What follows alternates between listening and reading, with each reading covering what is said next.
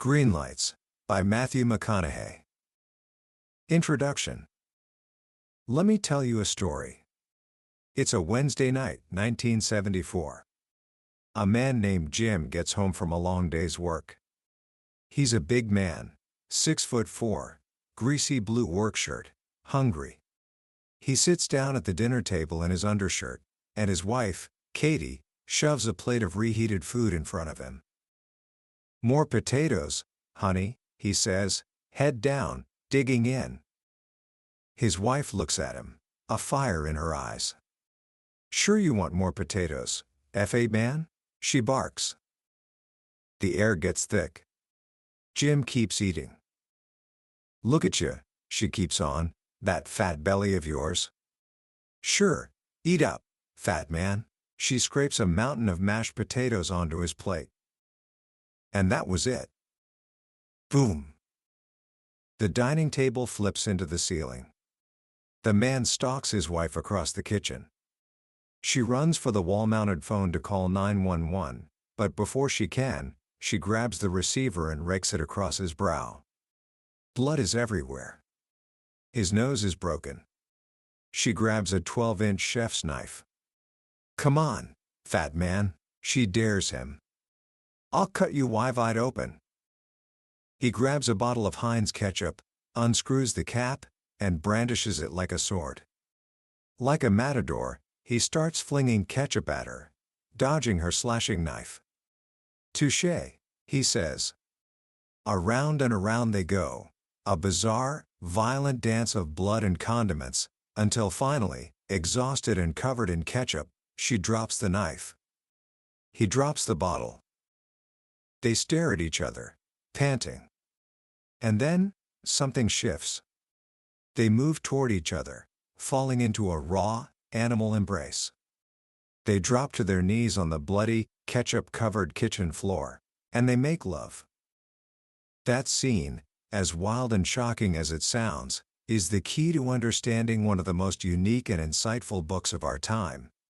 It's the origin story of what its author calls outlaw logic. The author is Matthew McConaughey, and the book is Greenlights. This isn't just a memoir from a Hollywood actor. In fact, he's clear, this is not an advice book. This is an approach book. It's a playbook, a collection of stories, poems, prayers, and hard-won wisdom he gathered in diaries over 35 years. It's a book about an idea so simple, yet so profound, the art of catching green lights. And by the end of our time together today, you will understand not only what that means, but how to find more of them in your own life. You will learn the secret to navigating the inevitable roadblocks, the red lights and the yellow lights, and realizing that with the right perspective, they all eventually turn green. Book summary. To understand the idea of green lights, you first have to understand the world Matthew McConaughey came from. It was a world built on what he calls outlaw logic. His parents, Jim and Kay, were married 3 times and divorced twice, to each other. Their love was real, but it was bloody. They taught their 3 boys, Michael, who goes by Rooster, Pat, who they adopted, and Matthew, the accident, a very specific code. You follow the rules, until you're man enough to break them. And you might get punished for breaking the rules, but you will definitely be punished for getting caught. It was a household where consequences were swift and clear. Matthew got his mouth washed out with soap for cussing, but he got in real trouble for words that could truly harm him: "I hate you," "I can't," and telling a lie. These weren't just rules, they were values. His parents didn't hope their sons would follow them, they expected it. And as he says, a denied expectation hurts a lot more than a denied hope. His mother, Kay, was the queen of what he calls relativity. She was a woman who lived by a simple, audacious rule: if you understand something, then you own it. You can sign your name to it, take credit for it, and win medals for it. He learned this firsthand. In 1977, she entered him in the Little Mr. Texas contest. He won a big trophy, and she framed a picture of him holding it, hanging it on the kitchen wall. Every morning she'd point to it and say, "Look at you, winner, little mister." Texas. Years later, he zoomed in on the photo and saw the nameplate on the trophy actually read runner-up. When he called her on it, she was unfazed. "No," she said. "The kid who won, his family had more money than us and bought him a fancy suit. We call that cheatin'. Your little mister." Texas. Another time, he entered a 7th grade poetry contest. He wrote a poem, and his mom told him to keep working. A few hours later, he brought her the new draft. She read it, said nothing, and then opened a book to a poem by Anne Ashford. "What do you think of that?" she asked. He said he liked it. "Then write that," she told him. But it wasn't his. She explained, "If you like it, and you understand it, and it means something to you, it's yours. Write that." So he did. And he won. His mother was, in her own strange way, preparing him to be an actor long before he ever knew it was his path. His father, Jim, was the other side of the coin. While his mom taught audacious existentialism, his dad taught common sense. He was a man who valued discipline, loyalty, and hard work. But he also had a wild streak. He'd played for the Green Bay Packers, took ballet, and chased Ponzi schemes, always dreaming of hitting a lick big enough to retire. He taught his sons the fundamentals, how to block and tackle before they could play wide receiver. Rites of passage were a big deal to him.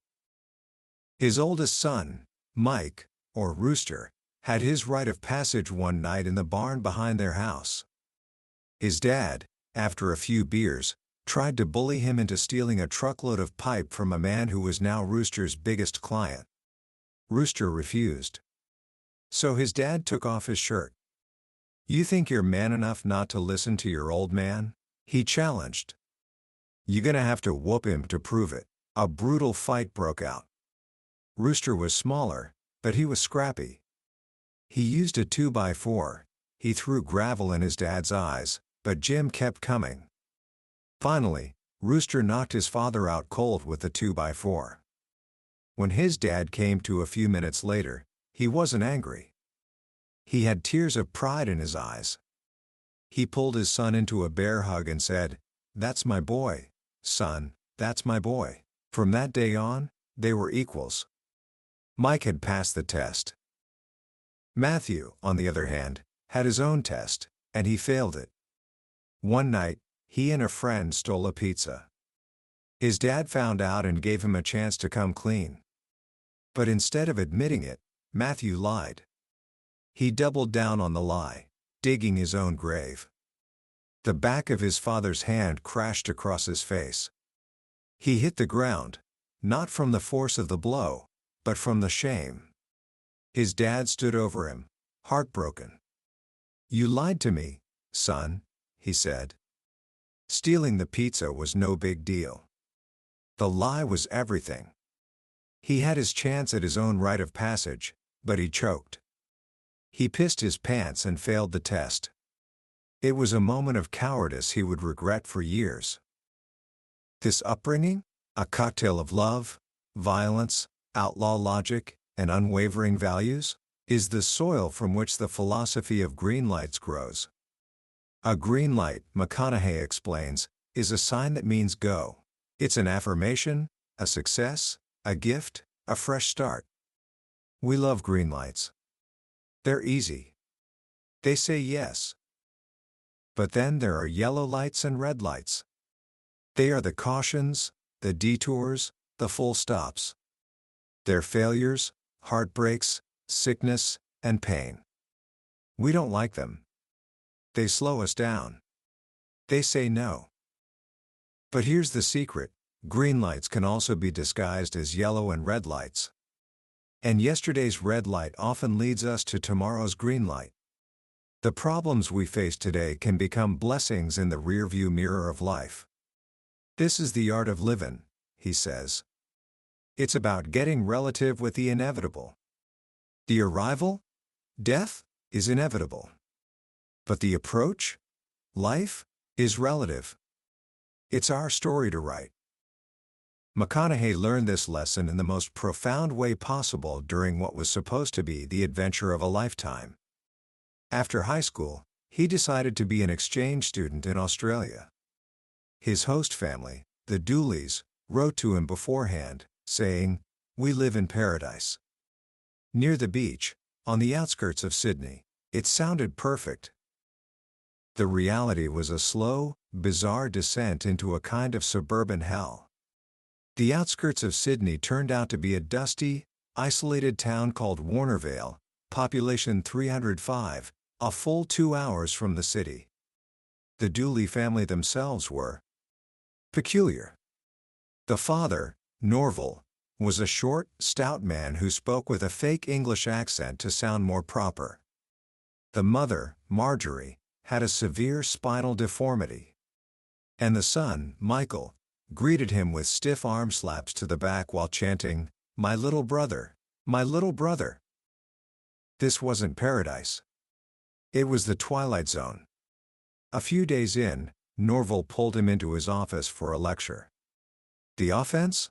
McConaughey had casually said, "The man who invented the hamburger was smart, but the man who invented the cheeseburger was a genius." Norval, perched on a raised platform behind his desk to appear taller, sternly informed him, "That is merely your opinion. And in your time here with us, you will learn to appreciate fine wines, fine cheeses, and not to voice your opinion for the masses." It was the first of many strange encounters. The school he was sent to was a year and a half behind his American education. The kids wore uniforms and played tag at lunch. He felt like he was back in junior high. He started skipping class and hiding in the library, reading the poet Lord Byron and listening to U2 on his Walkman. He was losing himself. To find some stability, some resistance to push against, he made a series of drastic choices. He became a vegetarian, though he didn't know how, so he just ate a head of iceberg lettuce with ketchup for dinner every night. He started running 6 miles a day and became painfully thin. He decided to become abstinent. He started to believe his life's calling was to be a monk and free Nelson Mandela.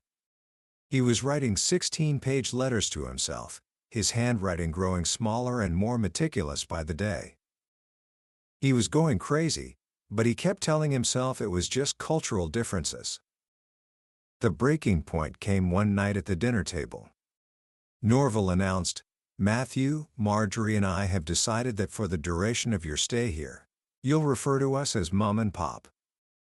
And for the first time in months, his head, heart, and spirit all agreed on one thing: no.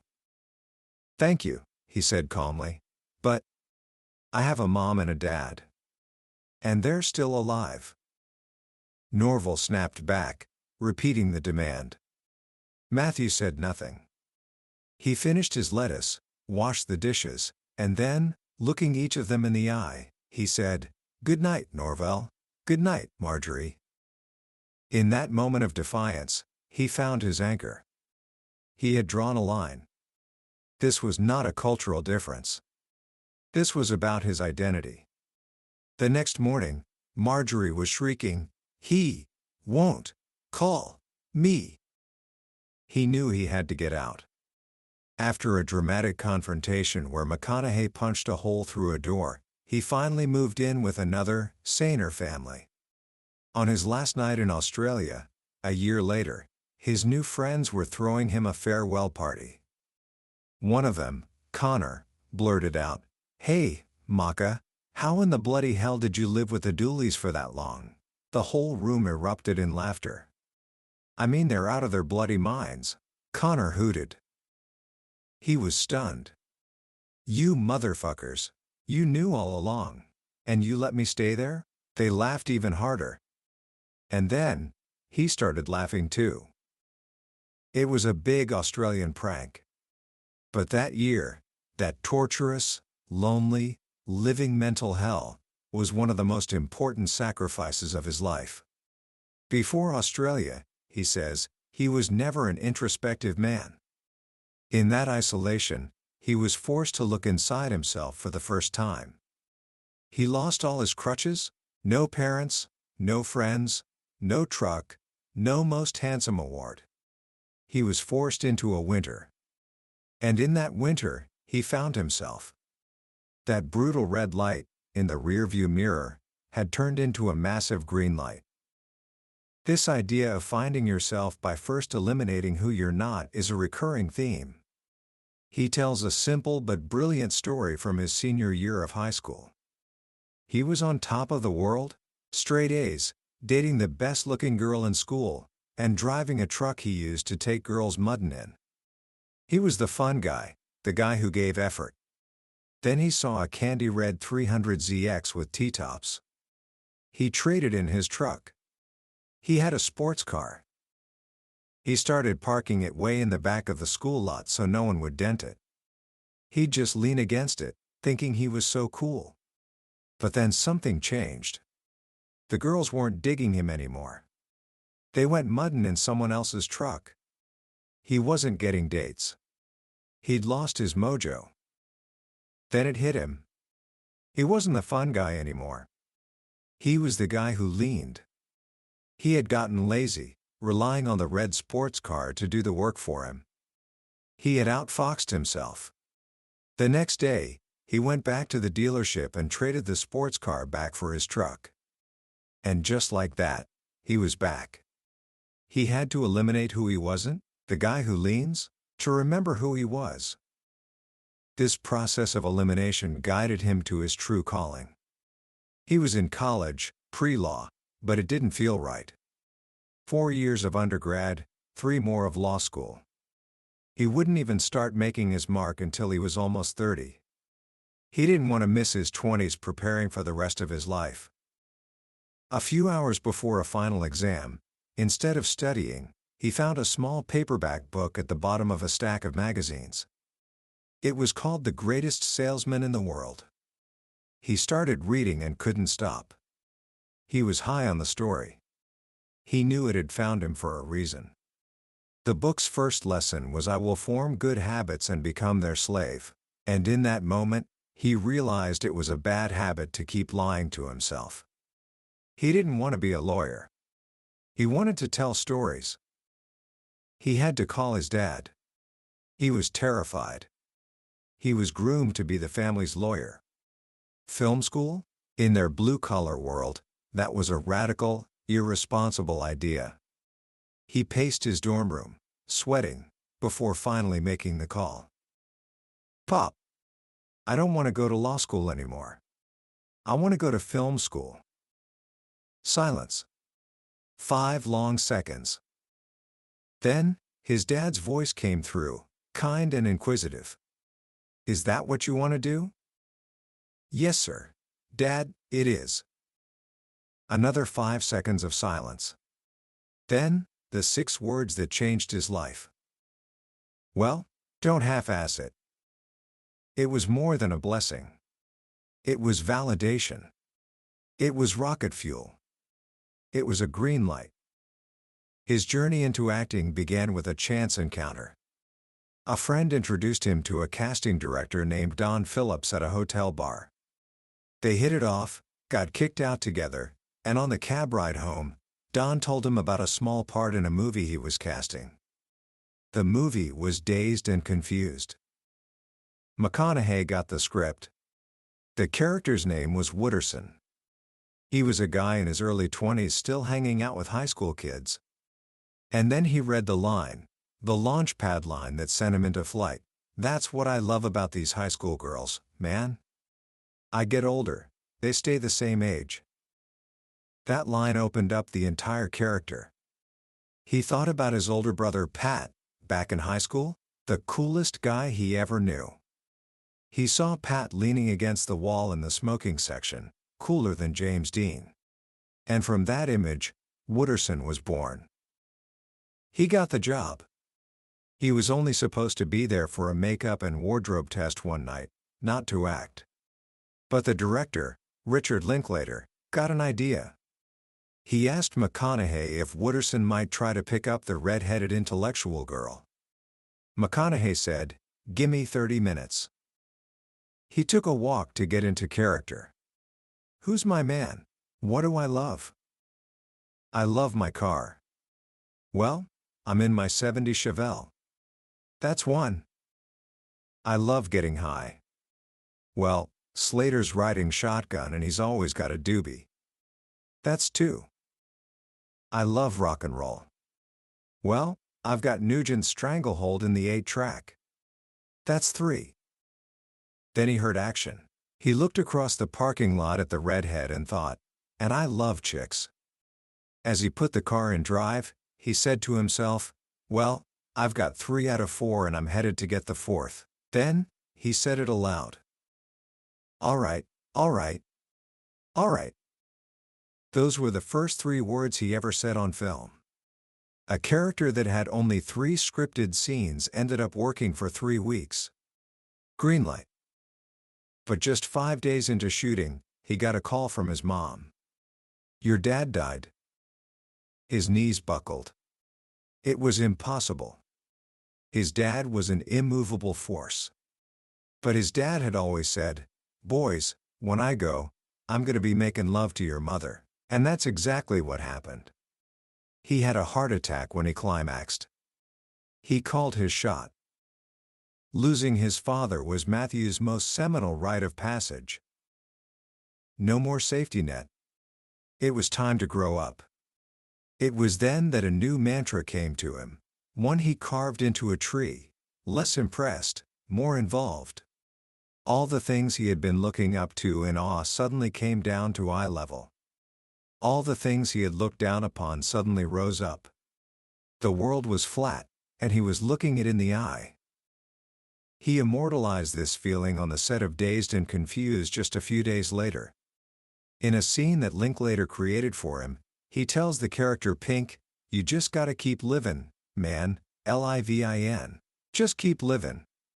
Lowercase, because life is nobody's proper noun.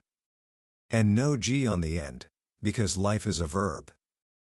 After A Time to Kill made him a household name overnight, his world became a mirror. One day, he could walk down the street and be anonymous. The next, everyone knew his name. The movie offers flooded in. 99 yeses for every one no. The sky had opened up, and it was tough to feel the ground beneath his feet. He was lost in the excess. He felt guilty for his success.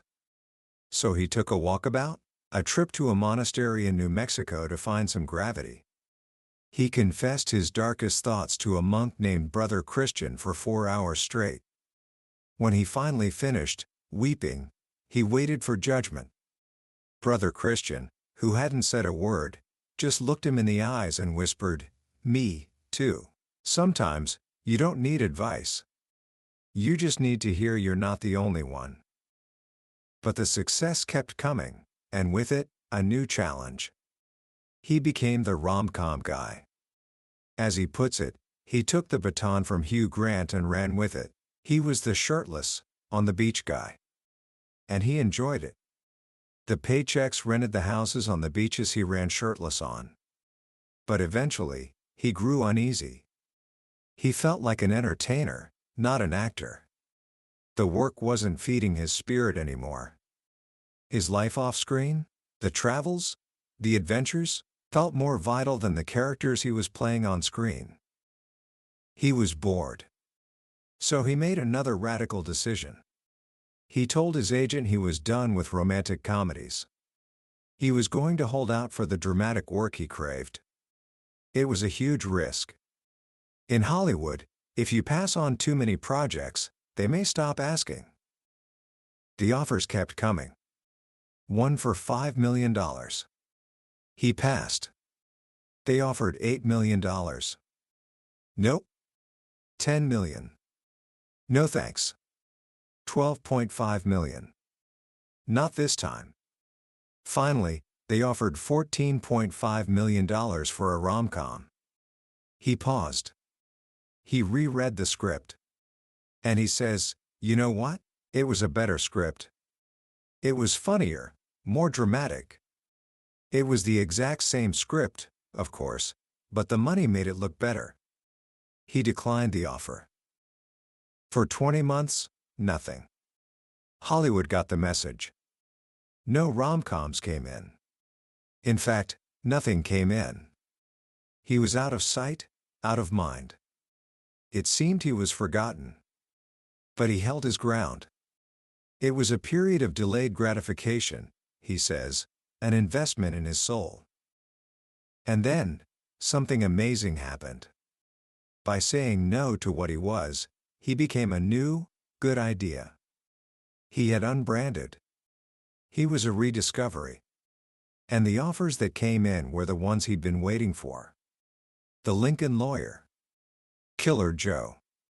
Mud. Magic Mike. The Paperboy. The target had drawn the arrow. It was the beginning of what the media would later call the McConaissance. This journey of unbranding led him to Dallas Buyers Club, a script he'd been attached to for years but couldn't get made because no one wanted to finance a drama about AIDS starring rom-com McConaughey. But now, things were different. He got a director, Jean-Marc Vallée, on board. They had no money, but they declared they were shooting in the fall anyway. He started losing the weight, dropping from 182 pounds down to 135. As his body got weaker, his mind got stronger. He was obsessed, clinical, on fire.